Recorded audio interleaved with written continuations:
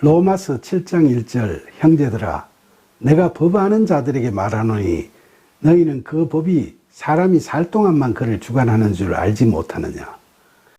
여기서 법아는 자들이라 하면 특별히 법을 아는 일부 사람들을 지칭하는 것이 아니라 율법에 익숙해 있고 실상은 율법 아래 있는 유대인 교인들을 지칭하는 거죠. 바울은 일반적으로 율법은 그 대상인 사람들의 전생애 동안에 유효한 것이지 죽은 자에게까지 율법이 효력을 미치지는 않는다는 걸 이야기하고 있죠. 오늘날도 세상의 각종 법규들은 산자를 대상으로 하고 있습니다. 그래서 어떤 사람들이 죄를 범하고 자살을 하면 법적 책임을 물을 대상이 없으니까 공소권 없으므로 불기소되고 말죠. 로마서 7장 2절 남편이 있는 여인이 그 남편 생전에는 법으로 그에게 매인바되나 만일 남편이 죽으면 남편의 법에서 벗어났느니라. 바울은 당시의 가족법을 예로 들어서 율법 아래 있는 사람이 어떻게 율법에서 해방되는지를 이야기합니다. 그러니까 여기서 남편이 있는 여인은 옛사람이 주인 삼던 율법 아래 있는 교인들을 비유한다고 볼 수 있죠. 그리고 남편의 법, 즉 옛사람의 법, 이게 뭐죠? 그게 바로 율법이지 않습니까? 따라서 우리 안에 옛사람이 죽고 새로운 피조물로 거듭나면 율법의 속박에서 벗어나게 된다는 말씀이죠. 로마서 7장 3절 그러므로 만일 그 남편 생전에 다른 남자에게 가면 엄려라. 그러나 만일 남편이 죽으면 그 법에서 자유롭게 되나니 다른 남자에게 갈지라도 엄려가 되지 아니하느니라. 여기서 남편 생전이라 하면 율법의 지배를 받는 상황을 이야기하죠. 그리고 남편이 죽는다는 건 율법에 대하여 죽는다는 걸 의미하죠. 그러니까 이 말씀은 율법에 대하여 죽으면 율법으로부터 자유로워진다는 말씀이죠.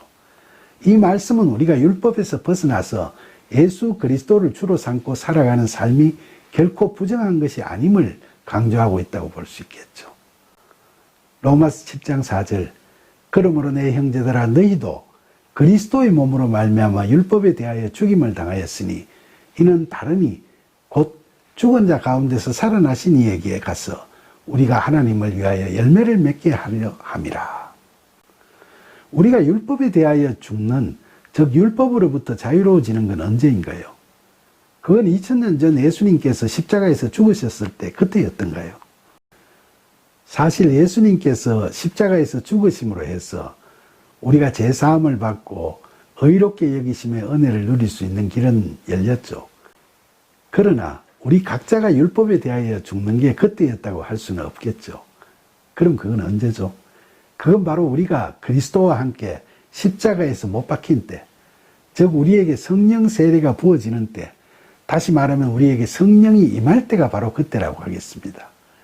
그러니까 예수 그리스도로 말미암아 우리가 그런 은혜를 받을 수 있는 조건은 갖추게 되었지만은 우리 각자가 실제로 예수 그리스도의 믿음을 통하여, 즉 예수 그리스도의 믿음에 참여하게 됨으로써 율법에서 자유롭게 되죠.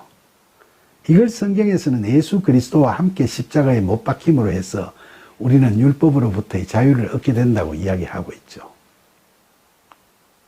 따라서 본절에서 예수 그리스도의 몸으로 말미암아 율법에 대하여 죽임을 당하였으니라는 대목을 그리스도의 십자가 죽으심으로 우리가 율법에 대해 죽임을 당했다고 해석하는 건 조금 비약이 있고 정확한 해석이 못 된다고 할 수도 있겠죠.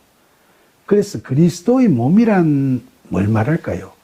이건 바울이 갈라디아서 2장 20절에서 내가 그리스도와 함께 십자가에서 못 박혔나니 그런 적 이제는 내가 사는 것이 아니요 오직 내 안에 그리스도께서 사시는 것이라. 이제 내가 육체 가운데 사는 것은 나를 사랑하사 나를 위하여 자기 자신을 버리신 하나님의 아들을 믿는 믿음 안에서 사는 것이라고 고백한 말씀에서 보듯이 우리가 성령이 임해서 그리스도 안에 거하는 구원의 은혜를 누리게 될 때 그 상태에서는 이제 내가 아니고 그리스도가 내 안에 사신다는 거라는 것. 즉 매사를 그리스도께 묻고 성령의 이끄심에 따라 행하게 되는 것. 바로 이제는 그리스도의 것이 된 내 몸을 말하는 거죠. 그러니까 본절은 우리가 그리스도 안에 거하게 됨으로써 율법으로부터 자유롭게 되었고 우리는 그리스도의 영의 이끄심에 따라 하나님께서 뜻하시는 대로 성령의 열매를 맺어가게 된다는 의미로 해석할 수 있겠죠. 바울의 이 말씀을 성령의 이끄심에 따라 우리가 참여하는 성화에 대한 이야기로 이와 같이 해석하지 않고 예수 그리스도로 말미암아 우리가 율법으로부터의 자유를 얻었고 그 보답으로 우리가 하나님을 위하여 우리의 의지와 노력으로 열매를 맺어간다고 해석하면 그건 우리를 외식적이고 자기의에 치중하거나 율법주의에 빠지기 쉬운 종교행위에 몰두하게 되는 자력 구원자로 만들어가는 우를 범할 수 있으니까 경계해야 하겠습니다.